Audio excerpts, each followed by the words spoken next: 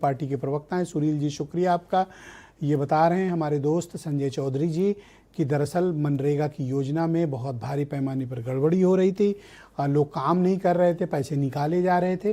दूसरा, गांव अब संतृप्त हो चुके हैं, मतलब विकास हो चुका है, नाली खड़ंजा बंधा तालाब सब काम हो चुका है, तो अब कुछ और काम करना चाहिए। इस कारण इस योजना में ये तब्दीली लाई गई है और नाम बदला गया। आपको कोई एतराज?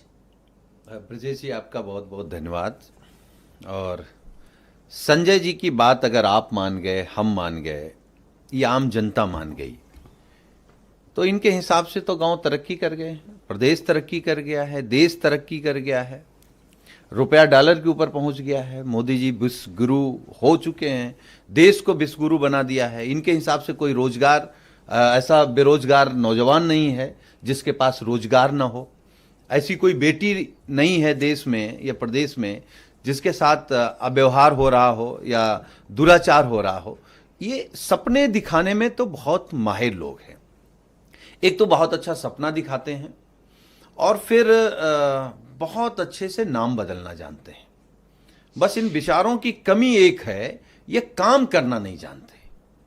इनसे कोई काम नहीं होता, न जनता के हित में, न देश के हित में, न गरीब के हित में, न बेरोजगार के हित में, न पिछड़े के हित में, न दलित के हित में। इनसे काम की अगर आप बात करेंगे तो सिर्फ नाम की बात करते हैं।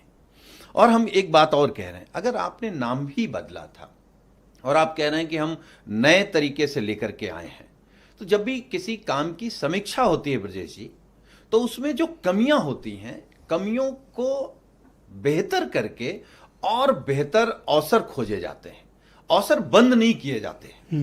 भाई, पिछली कम से कम मनरेगा में कानूनी गारंटी थी काम की, आपने कानूनी गारंटी हटा दी है, तो आपकी बात का क्या भरोसा करें? आपने कहा था 2 करोड़ रोजगार देंगे, आपने महंगाई को लेकर के क्या क्या बोला था, तो आप कुछ नहीं कर पाए।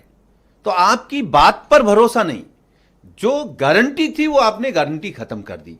पहले क्या था कि मनरेगा के तहत हर गांव में काम होता था, अब गांव सरकार तय करेगी। अगर वो गांव जीतती है तो काम होगा, अगर गांव नहीं जीतती है तो उस गांव में मान लिया जाएगा कि नाली खड़ंजा और किसी चीज की जरूरत नहीं है।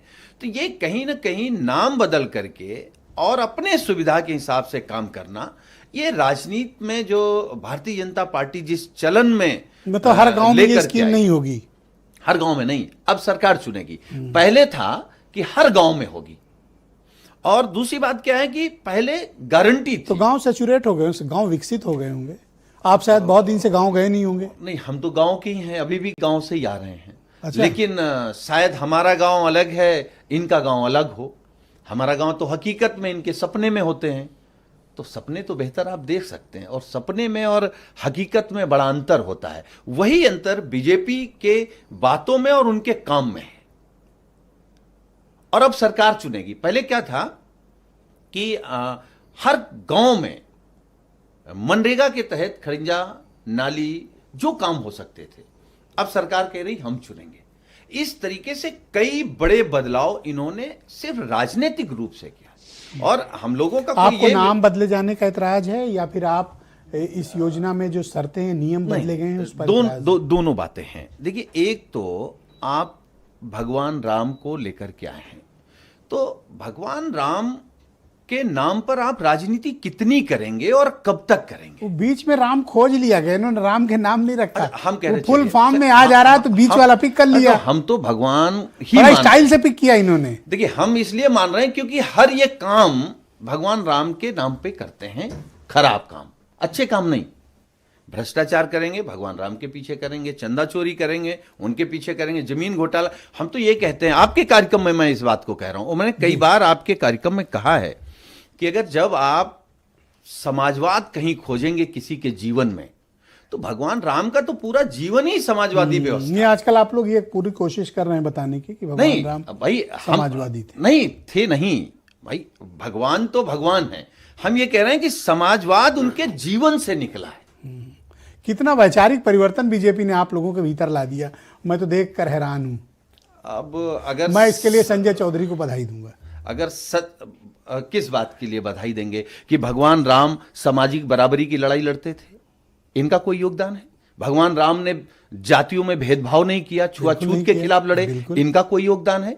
भगवान राम गरीब आदिवासी और जंगल में रहने वाले लोगों की सेना बना करके सबसे बड़े पूंजीपति को हराया, इनका योगदान है?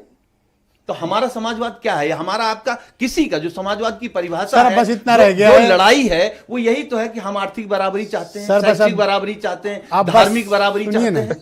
अब इतना रह गया है कि आप अगर ये किसी दिन न कह दें कि भगवान राम सपाई थे।